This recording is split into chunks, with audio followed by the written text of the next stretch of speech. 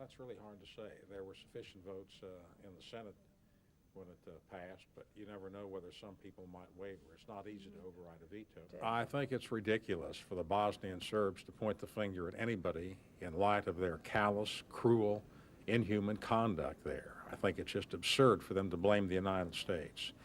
They're the ones who have escalated the fighting. They're the ones who have committed the atrocities, the ethnic cleansing, unparalleled in the past 50 years of human history. Karadzic is a war criminal, and he should be tried as a war criminal, and anything we can do in the West to help the Bosnian government preserve itself to fight war criminals like Karadzic is a good thing. You discuss? Well, we discussed the arms embargo, and he was very much supportive of it. Well, they're apparently in the process of seizing everything in sight right now. And all we want to do is make certain that the Bosnian Muslims are going to have the right to protect themselves and their property. I don't know, and clearly when this issue has risen before, they have not done so.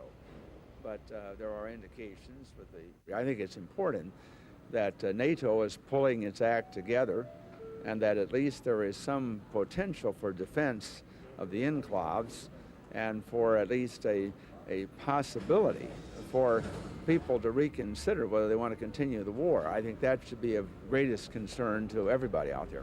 I think that the UN peacekeepers ought to be withdrawn because they have a mission impossible. There's no peace to keep. And once they're withdrawn, I think the arms embargo ought to be lifted, and the Bosnian Muslims ought to have a chance to defend themselves, and I think that there ought to be massive airstrikes by the United States. The atrocities by the Bosnian Serbs are just unspeakable. Young women are hanging themselves rather than to submit to the indignities from the Bosnian Serbs.